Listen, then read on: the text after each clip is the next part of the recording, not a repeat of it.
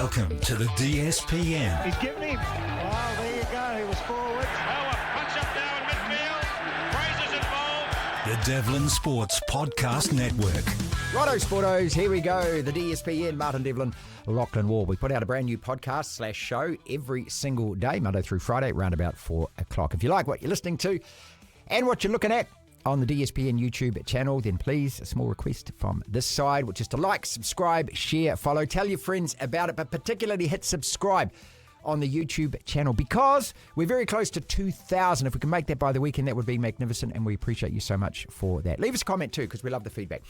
Two very special guests on the podcast today. Steve Hansen. He's in Japan. World Cup winning All Black coach. His thoughts on the autumn internationals, where the All Blacks are right now, and should Razor be allowed to pick players from overseas. As well as that, Hamish Kerr, the greatest high jumper on the planet.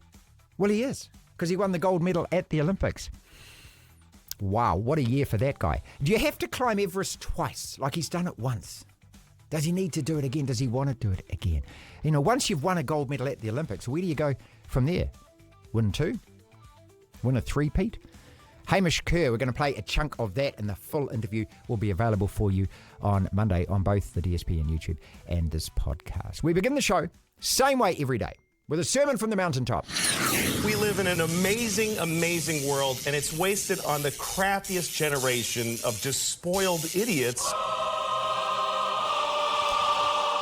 No excuses, Black Caps. We got to win this second test. The euphoria, the unbridled joy following the team's remarkable and totally unexpected 3-0 drubbing of India in India does have a limited lifespan. Yes, it was historic. Yes, quite probably the greatest ever series result for our men's national cricket team. And yes, we have to at some stage reclaim the present and move on from it. That time is now. By that I mean today. Because that's also the nature of professional sport. The old, you're only as good as your last game thing. These next 5 days at the Basin Reserve are vital in re-establishing where the team is truly at, which isn't the catch, fumbling, batting, bumbling, ineffective bowling side we all saw in Christchurch. The Black Caps are way better than that, and here's the perfect opportunity in front of a sold-out Basin Reserve to show it, to prove it. Now, England are a good side, but they're not a great side. They play a high-risk, high-reward style that by its nature is going to give the opposition plenty of opportunities to seize upon. And the key for our mob is, unlike the first test, take those chances and, most importantly, hold on to them. 8 dropped catches was a dreadful stat, and those dropsies added almost 250 runs to the Poms' first inning score. The match was won and lost, literally, on our inability to catch, which again, very unlike our team who pride themselves on relentless, suffocating fielding. So the lineup stays the same. It was always going to stay the same because that's the way that the coach and the captain operate. The same players who played and botched it in Christchurch, given the chance to turn things around from today in Wellington. The equation is simple. Play better and just win. Devlin. Man needs no introduction at all. World Cup winning coach Steve Hansen, who's now happily domiciled in Japan, joins us. Konnichiwa. Konnichiwa. First question, autumn internationals. Who impressed you the most and what impressed you the most? Well, I think they all, in their own wee way, impressed. I thought Australia made some great strides and with a wee bit of luck could have, beaten Ireland, which would have had everybody in raptures. Oh, yes. South Africa, again, were strong, weren't they? They were going through a period where they've got a big bench and now they're playing good footy. All Blacks and Patches were very good. England, in their own way, were good but just couldn't win. Probably the side that was most disappointing was Wales. Yeah. I mean, it's a job that you had and a record you never wanted. And Warren Gatland isn't a bad coach. Have you been in contact with him at all? No, but that's not unusual. I'm not in contact with too many people over here. I've just got my head down, working as hard as we can with the job we've got here. So, but Gats he's done it the other way around to how I had to do it, and it's a tough gig when things aren't right in Wales because you get to hear about it a lot, don't you? Yeah. Yeah, well, it's a very tribal place, and sometimes you just don't get the support that's needed. But it's far more reaching than just a coaching issue. That's for sure. Let's dig, back into a few of the comments you made there. South Africa, Steve, are they just this huge juggernaut that can't be stopped, or is there a way that or a system or a pattern that you've seen by the way that they're playing that you reckon can beat them and beat them regularly? Oh, look, I think they're very beatable. I mean, they've been beaten on regular basis. Ireland beat them. New Zealand should have beaten them. Argentina did beat them, yeah, that's right. Argentina beat them. So they're beatable, as is everybody. But the more they win, the more the myth grows. And it makes it harder, I guess, the more their confidence grows too. So, but they rely a lot on their big men. And, if they lose some of those big men, have they got big men to replace them? So far they have. But it's, they'll force everybody else to become better at what they're doing. It's just like what we did in, that period through from about 2011 through to 19. We force other teams to have to get better in areas that they didn't want to be. And like every team will have part of their game will be as good as someone else's game, and another part will be better, and then some of it will be worse. So if you can improve the bit that's not as strong as the opposition, then you become better yourselves. You've always been of the mind that as far as the All Blacks go, that we have to play our own style, that we can't kind of go after them. Do you still believe that we've got to actually work out a way that we can play to the best of our ability, and that's the best way to beat them? I think so. I mean, naturally we're a team that wants to use the ball. We just got to be smart about how we use it, where we use it. But the game hasn't changed. You've still got to do the job up front. The numbers 1 to 5 win you the test matches. If they can get parity or get dominance, then the game becomes easy for the rest of the group. Have you been impressed the way that the All Black forward pack has performed this year? Because, just to the layman, it looks as though we've made great strides, set piece especially. I mean, I think we've been as competitive there as any team. That's just me. Well, I wouldn't say we've made great strides, but I think we're still going as well as we were. This is a team that should have won the World Cup. They were robbed of the World Cup, as far as I'm concerned, and it was some poor decisions by things that were out of their control that cost them a World Cup. So they're a very, very competitive side. They've got some very good rugby players. And the front row, the props stocks they've got at the moment, I'd have died to have them in 19. They're good young men, excuse me, and playing really well. So, and there's a couple of new boys that have arrived on the scene, and they look, really good, promising players. So there's plenty of depth in that team. How do we improve? Well, I think it starts with the people running it. I think they've worked out that this job wasn't as easy as they thought it was going to be, and they've had some good lessons, and they've openly said that, which is great because they're acknowledging that they have to learn, and as they learn, the team will learn. Is this Springbok side at the moment, what we've seen from 19 till now? I mean, there's always this big debate about are they as good, are they better than the side that you were part of coaching from 2010, as you say, through to about 18 or 19? I mean, these are probably two of the best sides we've ever seen in international rugby. Who's better? I think you can go through every generational era of the sport and you'll find teams. I always believe the 60s, the All Blacks 1960 era was, a group of players that were amazing. They're big forwards that could play. They could play today's modern game, those guys. So it's too hard to compare them. You just say, well, you just acknowledge, well, what a wonderful side, and they're playing to their strengths. And their game at the moment is very strong. And back in my time, we were very strong. But there's always been a team that's been very strong and through the ages, and it's disappointing we don't get to play South Africa more often at a lower level. I think we're missing that. You mean you're taking it back to provincial and franchise rugby, you mean? Yeah, I think, we missed that. that competition is good for us because it gives us a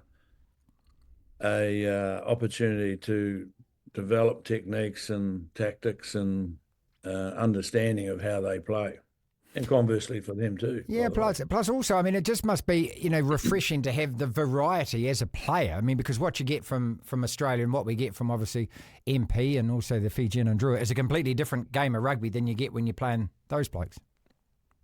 Oh, 100%. And South Africa is a wonderful place to tour too, because it's a wonderful rugby country. I guess the big plus is the travel. We're not seeing the All Blacks having to travel as far, and that because that was tough. No, you'd go via Argentina, at international level, and then you'd have to play a test match.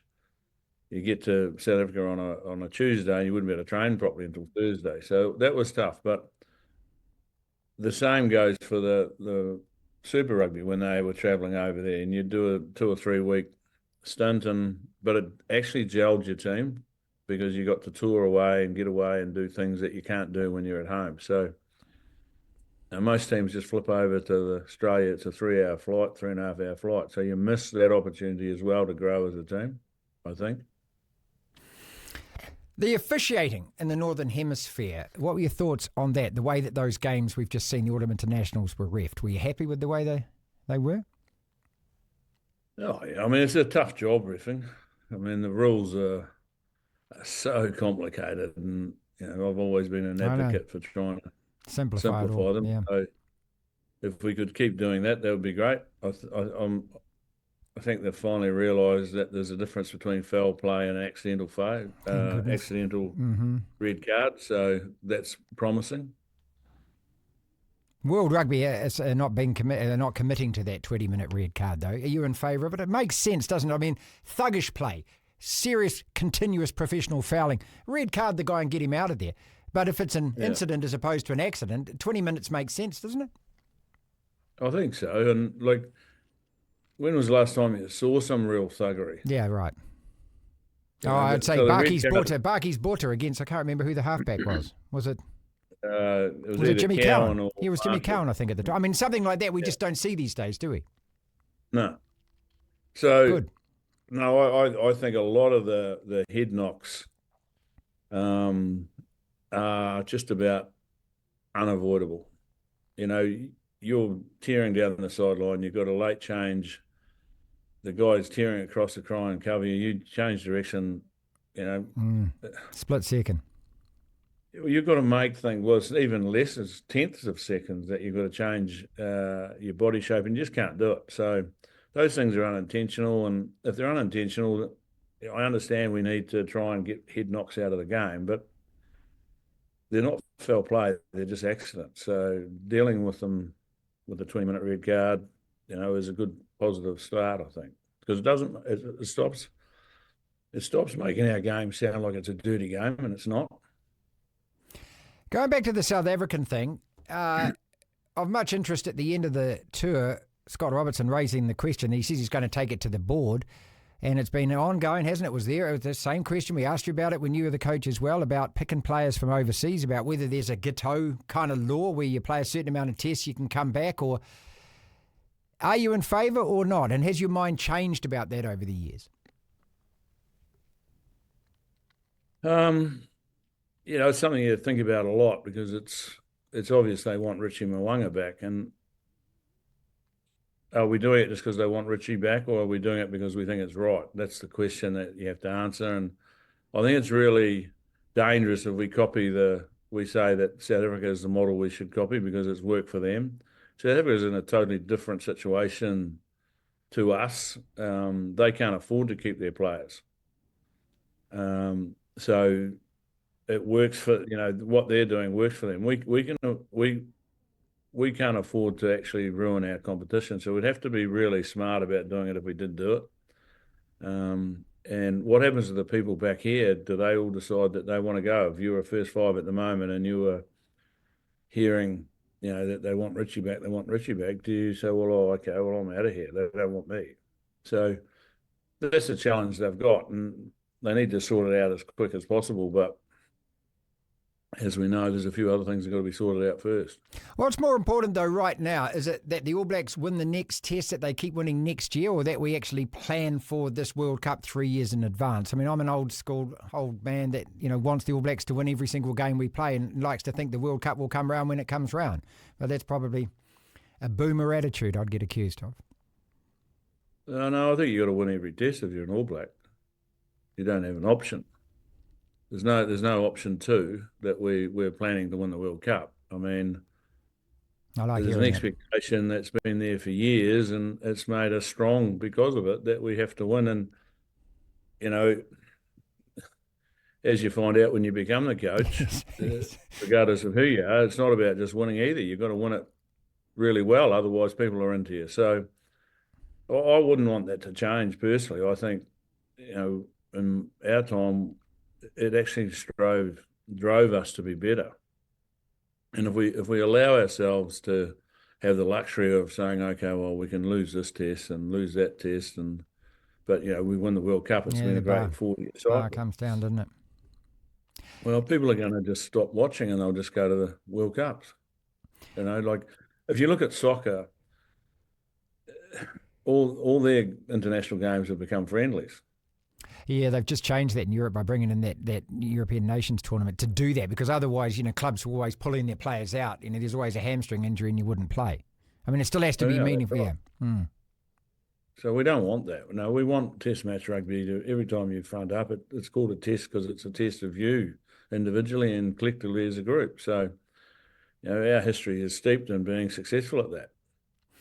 Are you confident, like with guys like Mwanga, that the standard that they're playing over in Japan is sufficient enough, almost an equivalent to Super Rugby standard, that a guy like that, we saw it with Artie this year, Sam Cane came back, of course, into the side, that these guys who have been All Blacks and been great All Blacks can play up there, come back and actually slot into international rugby? It's not that too big a gap?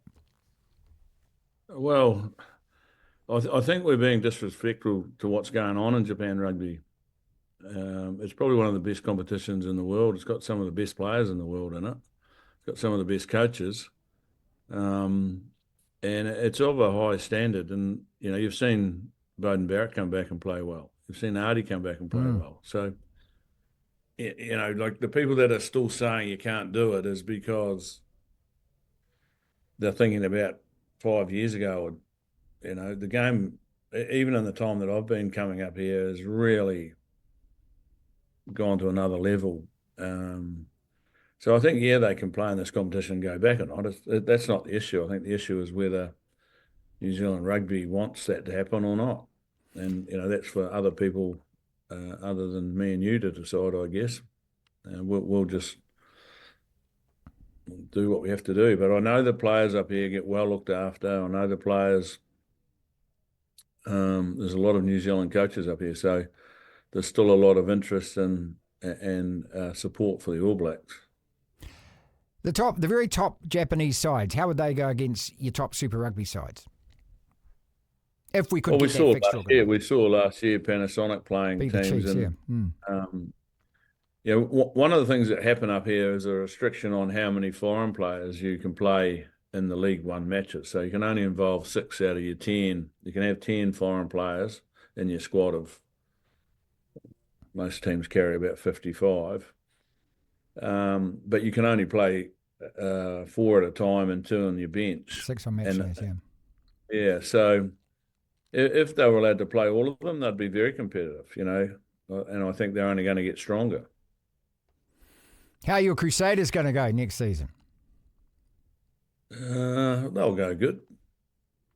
They don't stay down for too long. No, that's the problem. If you ever look at the history's showing that they bounce back pretty strongly. So, yeah. But, the thing about our rugby at home is we need them all to go well, not just the Crusaders. And Vern's done a good job with the Blues. He's put a bit of backbone into them, and he's challenging the other franchises now to look at how they're playing, and I think it's good. Clayton's doing a great job, and Wellington were strong for the season. So the 2 South Island teams just got to pick up their act a bit, and away they go. And Jamie's back in there, so they'll have a bit of mettle. It'll be an interesting competition. How's our man Foz doing? He's on fire. Great to hear. Wonderful to have him here, and really enjoying. He just lives around the corner, so we spent a lot of time together and enjoy each other's company, and just nice to be coaching with him again. We're both on the same page there, and he's developed as a coach and doing a wonderful job. So, loving him having him here. He still got shat on by New Zealand rugby. I still hate all of that. Well, they didn't handle it great, No, but I think most people have worked that out. So it's probably time to move on.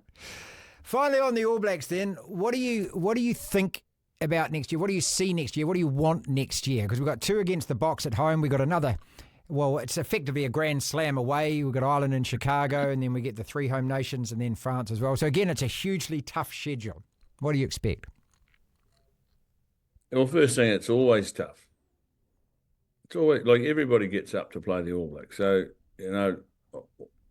we shouldn't make excuses. We should just keep being as demanding as we are. And whilst that's tough on the people involved, that's just life when you're an All Black or an All Black coach. What I expect is irrelevant. It's what they want, and when you hear them talking, they want to keep growing. So that's a positive thing. And if they keep growing, they're just going to get better, and they understand Test rugby better and work towards that, then we'll see them perform better, I guess. Are we ever going to see you do an Eddie Jones and coach those Brave Blossoms? No. Is that unequivocal? That is. Never Yes. again. So you're not going to coach internationally again? I wouldn't say I won't coach internationally again, but it would take something pretty special to get me away from doing what I'm doing. And I'm enjoying, being back coaching full time. This is, I haven't really coached full time since 19. So I'm enjoying that. I'm enjoying the people I'm working with is making that special. The players are really working really hard, and I'm enjoying their company. Toyota are a really supportive company, and that challenge in itself is enough for me at the moment. And I'm not getting any younger, Marty. I'm allowed to ride on the buses for free now, so. Yeah, same, mate. not that it helps over here. You don't get a bus ride here. So, No, you don't. But, do I want to go back into that arena?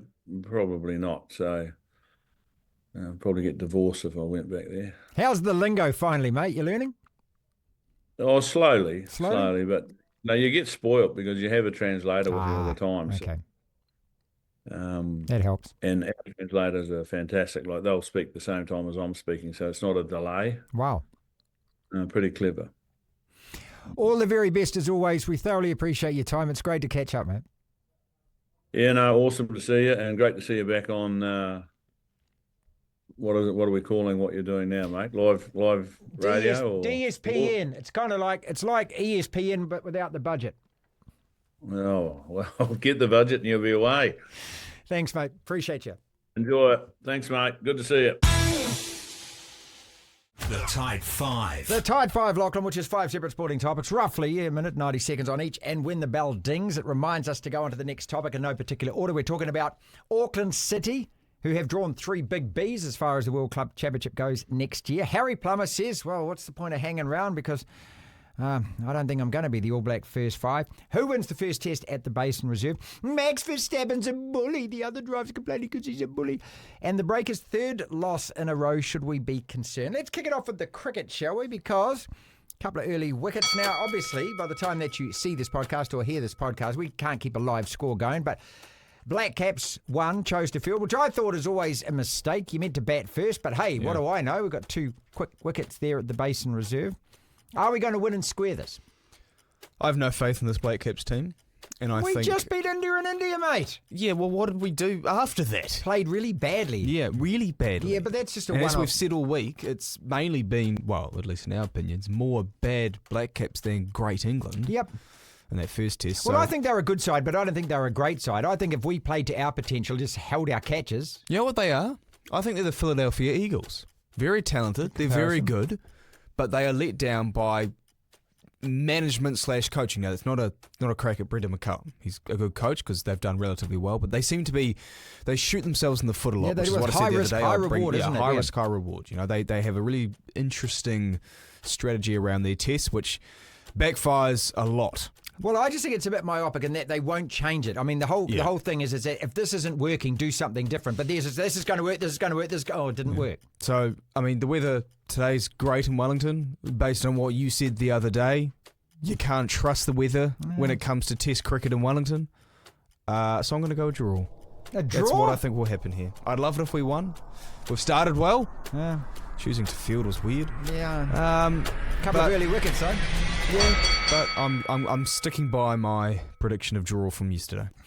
Auckland City get Bayern Munich, Benfica, Boca Juniors. The World Club Championship. This is this unwieldy, just over-fat, saturated, suffocating competition that no one in the world of club football wants. Apart probably from our guys, because for Auckland City, this is huge. Well, it's great for us. This Well, is great a real for bonus. New Zealand, Yeah, I it's guess. great for the sport here in New Zealand. It's also great for Auckland City, based at Kiwatea Street in Auckland. They're going to get a big cash payout from this. Their players get to go play on a world stage against obviously some of the best players in the world. The rest of the world is complaining Will about they it. become a bit forgotten, though? Are they a little bit like... Well, we're not going to get out of the group stage when you look at those teams, okay? Just like a small, middling sort of We nation had our at the moment, FIFA World which Cup. was coming third a few years back. Look, about 10 years ago now. most of the clubs don't want this competition at all because it's in June and July. It now takes a month. There's 32 teams involved. You play a huge league season, Champions League if you play in Europe, all the internationals as well. And now they've got another month tacked So on. does it totally take out pre-season from like Man City and Chelsea, for example? Apparently, by the end of you've got 4 weeks between the end of this and the start of the new Premier League season. You can understand why they're moaning about it, can't you? Well, they Because don't get a break. They don't There's get no a break. holiday. Yeah. You know. So I think what you're going to find next year is a lot of these teams is going to be the old Ryan Giggs can't play for Wales because of the hammy. they'll just play their academies. Yeah, That's what they'll do. And fair enough too. But for our guys, it's just, I mean, it doesn't get any better for mostly part-time professionals, but not, they're not A-League players, these guys from Auckland City. It's great for them. It's great for them. It's great for the club. Can I be a cynic for a second? Of course, what does mate. it actually do? Yeah, there's Well, financial benefits, but for It's a just fan, FIFA doing this, mate. is for a what it is. fan, for the players, does it Okay. really have great benefits? Here's a question for you. If you're a player of Bayern Munich or Benfica, would you rather win your National League, the Portuguese division, the Bundesliga, or the Champions League, or this? What do you think? I mean, this is way down the list. I'll say is this: what if it you're is. Bayern Munich, you might go, "Yeah, we win the Bundesliga every year." Maybe. But they want to win a Champions League every time rather than That's win. what everyone wants: is a Champions League. Max Verstappen's a bully. He was mean to me on the grid. I love it when other drivers get all pissy about this kind of stuff. What do you expect? The guy is a winner. Every Formula One driver who wins a championship has to be so single-minded of purpose. They've got to be a little bit ugly, don't they? Yeah, but you don't need to be a dick in the media.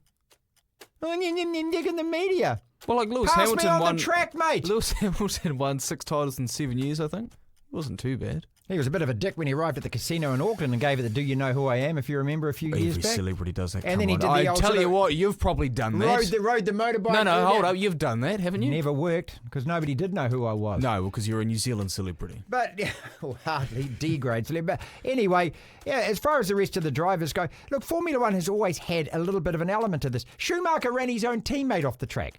Prost and Senna He got took each other disqualified out. from the whole championship 1 year. Yeah, And but the, does wasn't it it take, the last does it race take of any the gloss season? off the fact that he's an absolutely brilliant driver and everything else? Do you think anything less of him because of this? No, but I want these guys to be mean You've got to each someone other. like him who did something just awful on track It's that only a resulted in 300k per hour. It's resulted in him getting kicked out of the entire championship. And then you've got someone like, look, Lewis Hamilton may have been denied access to some places when he was in Auckland and kicked up a bit of a fuss about it. He's been a pretty decent bloke, I think, every year that he's won a championship.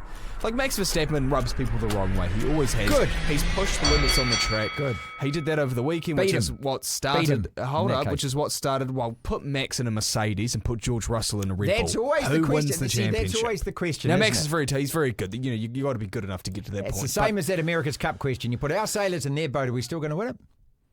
No. If Max Verstappen was driving any other car, would he win that? No, he wouldn't. He wouldn't. If he was driving a McLaren, maybe. But there's such a that's a different argument. But in terms of this, like, I don't know, Max, you've been you've pushed the limits in many ways, on and off the track for a number of years, and now people are kind of biting back. I don't like George Russell, but I kind of back him in this situation. The Breakers have lost 3 in a row. Their record is 7-6. They sit third at the moment. 13 matches played in the ANBL. Are you concerned? They've lost 3 in a row. No one could be concerned because no one had any realistic expectations or had expectations that were a fair assessment of the season to come. New coach, brand new roster. And pretty much every year the Breakers go through that. It's the brand new roster. I can't keep up. I look at that side and go, hang on a second. How many of these guys were here last? It's like turning up to Chelsea one week and going, geez, there's 7 new guys here. Exactly, mate. Yeah. That's what it is for the Breakers. It's not to be disrespectful. They're obviously a good enough team. But that's what the league is, though, isn't it? Well, I mean, like Melbourne United have had the same coach for about 10 years. Oh, maybe. And I think the Wildcats in Perth are pretty consistent. We have Bryce Cotton, who's their best player, has been there for a long time. So, there's consistency in some teams. The Breakers have never really had it to be. But are you concerned? 3 losses in a row? You say you're not? No, well, because I didn't have expectations. Okay. I mean, if they can make the playoffs, that's a win, as far as I'm concerned. Because that'll be 3 straight years in the playoffs, I think, for the Breakers, which is pretty good. Their coach is clearly decent, Pateri Koponen, who I think coached in the Summer League, NBA Summer League, just gone. They've got some good players. Parker Jackson-Cartwright's a brilliant player. So I'm not concerned. You get concerned when they're losing 7 in a row. Yeah, okay, right. So a streak. So 3 in a row. Okay, it's 3. You're quite happy to do it. All right. Yeah. Now that's telling us that we're going to move on to the next topic, which is going to be Harry Plummer when the bell goes. Harry Plummer. You love Harry Plummer. I love him. Look, I love him as a player. We've interviewed him a few times, like him as a person and everything else. He said that, look, in his mind, clear indication, Beauden Barrett's going to be around for a couple of years. Damien McKenzie's still there. And Richie Mwanga is the prodigal son that Razor wants to get. I'm so sick of this Richie Mwanga. Well, Harry Plummer is looking at, he's sitting there going, okay, so I've got 3 guys in front of me. What chances am I going to get? What harm is it? I might as well go and take the cash in France because Super Rugby doesn't pay a huge amount. Yes, I'm on the fringes of the All Black squad. If he comes back to New Zealand after this 3-year contract, I think he's 29, which is the same age Mackenzie's now. So it's like, to me, Lester Whanganuku coming back. Go overseas for a couple of years. There's every chance that you'll come back and regain an All Black jersey. You're probably going to come back a better player from playing in France. I mean, by then, 3 years' time. We've discovered this magical first 5 from somewhere. Well, let's hope so. There's a guy, I hate it because his name has escaped me, but he played at the under 21s or under 20s World Cup, the one that we ended up finishing like. No, the most recent one. I think we came 3rd or 4th, didn't we? Can't remember. Anyway. 7th or 8th. He started at first 5. He was the one, I think he kicked that winning goal in that match against France where there was a whole issue around did it actually go inside the post or something. I forgot his name, but he's good. So he could have gotten to a point in 3 years' time. The guy whose name we don't know is going to be the first 5. Yeah, I know, this sounds terrible. This sounds terrible. And there's probably people listening watching this. Razor, I'm watching that. I'm writing that down now. So the guy that Lachlan doesn't know, blank. Yeah. Okay. Yeah. He's my first 5 point for is, 2027. No one knew who Wallace Satiti was 12 months ago. Good point. No one knew who Peter Lakai was 24 months ago. Yeah. We could have unearthed a brilliant new first 5 this time in 3 years' time. I never have anything against any player leaving and going and wanting to take a contract overseas. To me, it's like every other job. If you get offered a huge amount of money and get a chance to go and live and work overseas for a few years, jump it. Yeah, and I think this country's in a state now in terms of its economy that people, particularly my age bracket, and Harry Plummer I think is only a year younger than me, that you are a bit more mindful about finances. I could be actually, that could be wrong. Maybe it was the same 20 years ago. But people in my age group are very concerned Take about the opportunity, it. mate. So when you get a chance to go overseas, and Fergus Burke did the same thing. Go and earn a bit of cash, go play in France. Great lifestyle change. Who wins the second test then? Draw. DSPN. Anytime anyone gets the chance to say, I am the very best at this on the planet. Can you imagine what that feels like? Well, our guest, Hamish Kerr, knows exactly what it feels like because Hamish won the gold medal, the high jump, as you know, in Paris at the Olympics. Thank you so much for coming into the studio. You are, right now, the very best high jumper on the planet. There's 7 billion or so people on the planet. How does that feel, mate? That's just a crazy thing to think about, isn't it? Yeah, thanks for having me on, Marty. It's great to be here. But yeah, it's a very weird feeling. I think, if you told the child Hamish that he would be the best high jumper in the world, he wouldn't have believed you. And it's pretty special now being in that position to know what it took to get here, and also sort of knowing that everything I had when I was a child actually got me here, and I definitely had to back it, but it was real cool. So yeah, it's a very weird feeling, and one I hopefully will continue to feel for the next few years. You're so humble about it, and do you in your quieter moments? you know, when you celebrate, do you, I mean, like, I don't know how overwhelming it must be, but I mean, obviously it is just, it must be an adrenaline rush like no other to actually be standing there in that stadium at that moment knowing, my God, it's me. Yeah. I mean, look, it is, and it's so weird because you just go through these waves of emotion and they keep, I mean, are still happening, right? Like, you know, you sort of sit there and stop for a second and realize, you know, where you're at and what you've just done, and it sort of all comes flooding back. But yeah, in that moment, I mean, it was just so special. Like, obviously everyone saw me run around the field, and that was me sort of letting off steam a wee bit. But also, yeah, it's just so cool as well. Like, just being able to celebrate with the the family and the friends and all the people that I had over there as well was really cool. You owned that moment. Let's go back to the qualifiers. I can't remember what it was. It was 220 or something. 220, yeah. It was a gimme. For you, it was a gimme, and you miss it twice. Yeah. And at that moment, all of the training, all of the years, all of the dreams, all of the efforts of everyone else, how heavy was that weighing on you? What I want to understand is how you were able to free your mind at that moment and go, okay, there's only one thing that's important here. It's that bar, and it's me getting over that bar. How you divorce all of that negativity out of your mind, all of that. Yeah, well, I mean, I didn't to begin with, as people can kind of probably see with the jumps that I did in the first two attempts. The first attempt was a bad attempt. That just kind of happens, and then that second attempt, there was just so much stuff weighing me down. Just terror, essentially. You know, I was just so scared I was just so scared to be there, and I kind of had this sort of overarching message just kind of running through my mind, like maybe I'm not good enough, and maybe, you know, doesn't matter how much prep we do, you know, how good I am jumping going into a major event.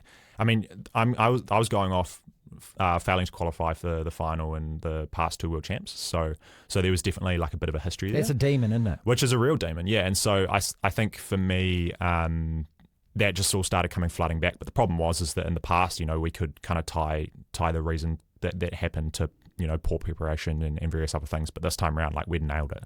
And so going into that, and then ultimately, you know, being faced with that third attempt, I was ready to throw in the towel. Like, it was one of those ones where if I hadn't gone that third attempt, you know, I probably would have just gone on with my life and you know, picked something else up. But I think sliding doors moment. Yeah, 100%. And I think what got me back to it was a few things. I mean, there was mainly my coach. You know, I was able to just, at that moment, like, I didn't really trust anything other than what he was telling me. For that third attempt, like, I just pretty much put my life in his hands and was just like, am I going to do this? Like, that's literally what I asked him. I was like, can I do this? Like, just pleading with him essentially. Wow. And he was just like, of course you can. Like, just relax, like, reset, you know, don't try and do anything, because you know what, you know, your body's going to know what to do. Just get back in the zone, do your breathing. I wasn't doing any of my breathing work or anything between those first two jumps, which is something I do a lot of. Just to sort of bring me back down and center myself. So sort of just try and do the things that you've done all year. But also, I think one of the things which is quite interesting that really helped as well was that was the first time I was world number one in that competition. And because of that, a couple of the boys were trying to get in my head, and I kind of didn't. Like I kind of didn't realize it, so I was getting flustered because I was obviously scared. I didn't want to be there. I wanted to get to the final, but I hated qualifying. I still hate it. Qualifying's terrible. It's the worst thing in the world. Well, there's no win, because if you get there, if you qualify, well, you're meant to anyway. Yeah, 100%. And it's kind of like, it's just a high jump comp, which is a means to another high jump comp. Yeah. And I don't want to do a high jump comp. I want to jump really high and win. And so that's kind of the product of that high jump comp. But you don't get that in qualifying. So yeah, so these a couple of the boys were sort of niggling away, and in that third attempt, as I was sitting there waiting for that third attempt, one of my really good mates, who was also jumping in the same pool as me, he kind of alluded me to that. He was like, do you realize, like, those guys are like, they're like messing with you? And those were a couple of, like, the guys who were doing it, some guys who I consider some of the best guys in the world. And I think for me, it almost actually gave me the confidence to know that, like, shit, they're actually scared of me. No, that's what I was going to say. You're scaring them. That's why they're doing it. And so and that almost flipped that switch, because it was like, I went from being scared and feeling like I was hunted to the hunter. And so it was like, wow, okay, so this guy has, you know, he's got some global You're medals, in his head. and all he is worried about is what I'm doing. Mm-hmm. And so that was almost just the validation I needed. I mean, it didn't even matter that I wasn't going to get over that 220. It was like, well, like, of course I'm going to get over it because I'm going to beat this guy, because he's like, as soon as in a high jump you think about other people, it's such a personal thing. I mean, you're the only one jumping at any given moment. It's not like a head-to-head sport where you have to beat your component or your competitor. The competitor is the bar, and so as soon as you're thinking about the other guys, you're gone. And this was something that I saw as a real threat to winning that medal. And so, yeah, for me it was like, sweet. Like, if he's thinking that, then that gives me the validation I need to go and clear this third attempt. And so obviously did that, and the rest is history. You know, the other thing is that it's a real nuts event in that, you know, you don't get, and because I don't know why I'm so dumb. I've watched it so many times, but I just, you know, I didn't actually sort of put hang on a second, I got to wait because there's a track, there's guys running around and doing all of that while you're doing it. It's not like you get a clean piece of the stadium just to go ahead with. There's chaos all around you while you're doing this. Oh, it's messy, and that's something that, you know, everyone the first time they ever come to an athletics meet, especially globally, you know, in those qualifying rounds, it's hectic. There's just so many things going on, and people just go like, how do you focus on like what's going on? But I suppose that's the thing. I mean, I love that. I love the energy. I love the crowd. If they were all just focused on high jump and only high jump, then it would get a bit flat, right? Like, I mean, it's a big stadium to try and fill, and then if there's only one person jumping every minute, there's kind of not always action going on, especially within the high jump. But yeah, if you kind of have all these other things going on around you, it's just riding those waves and feeling the energy. But obviously, yeah, it's pretty tough when you feel like you're in a bit of a bad way, which I was in the qualifying. You win, and look, and you know, go back and watch it again on YouTube, people. It's just glorious. You win that moment, and I mean, I don't know. I'm looking at you thinking, there's a cloud is lifted here. You were springing, like you're just springing up and down. Yep. You did a lap of honour. Yeah. You got a silver fern on your chest. Your beloveds are in the crowd with your coach and that. It's just, how overwhelming is that? Yeah, it's funny because it's like that was the dream, right? Like we went there to medal, and we went there to jump. We'd kind of identified that if I was going to jump 236, I'd do pretty well, and so that was sort of the goal.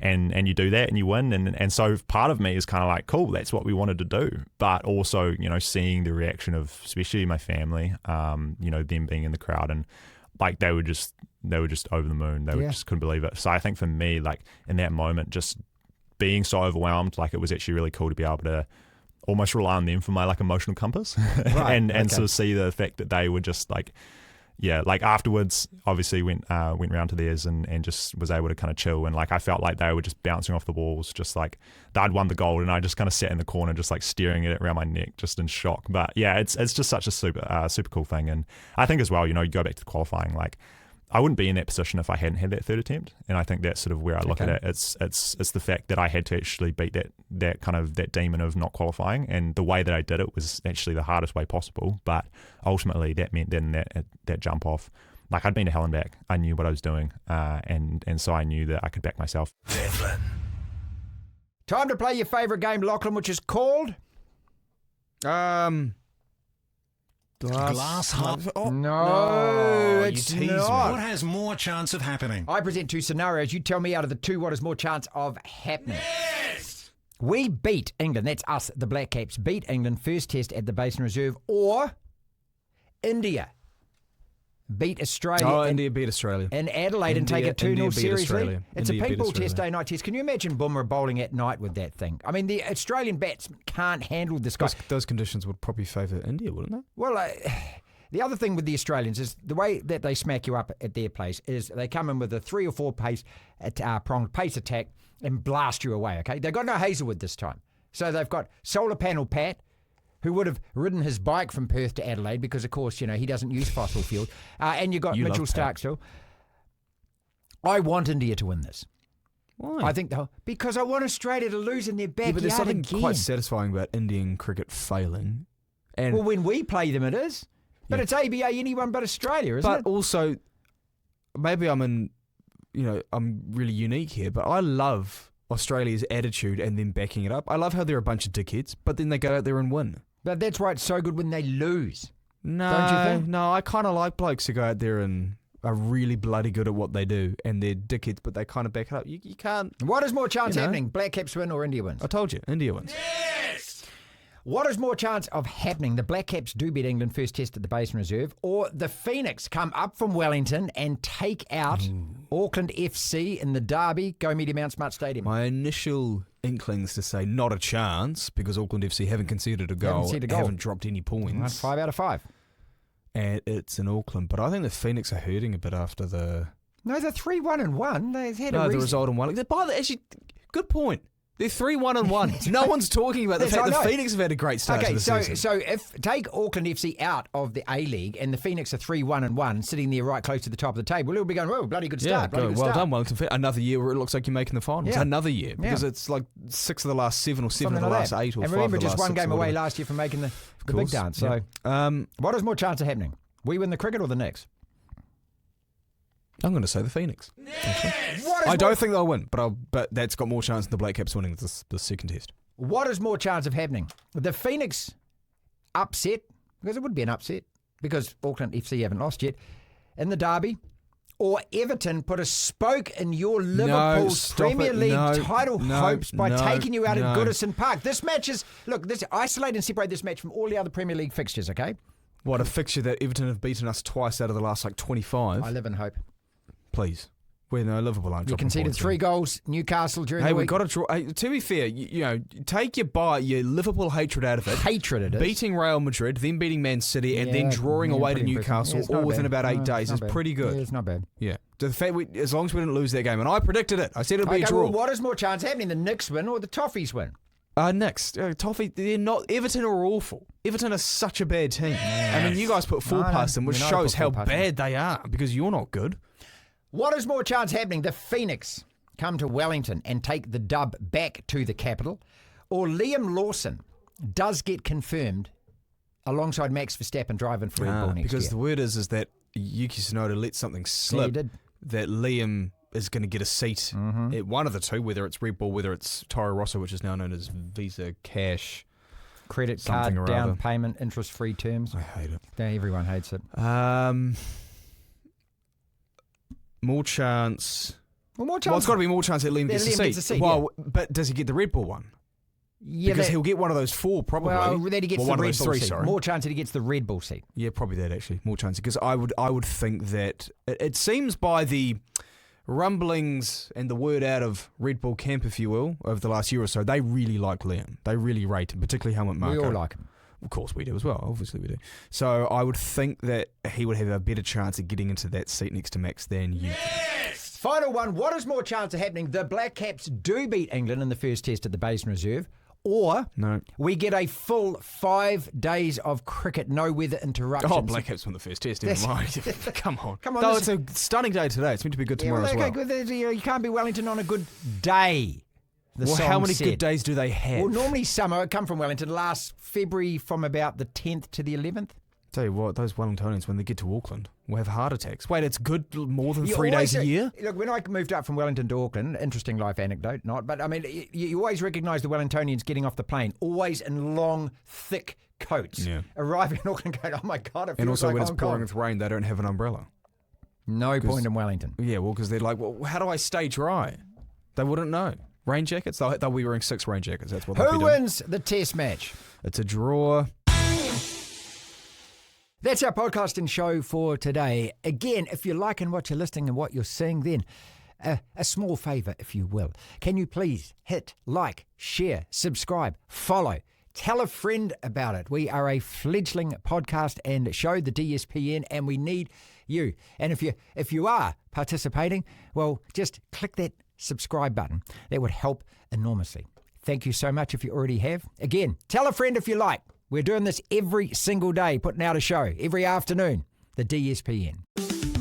This is the DSPN.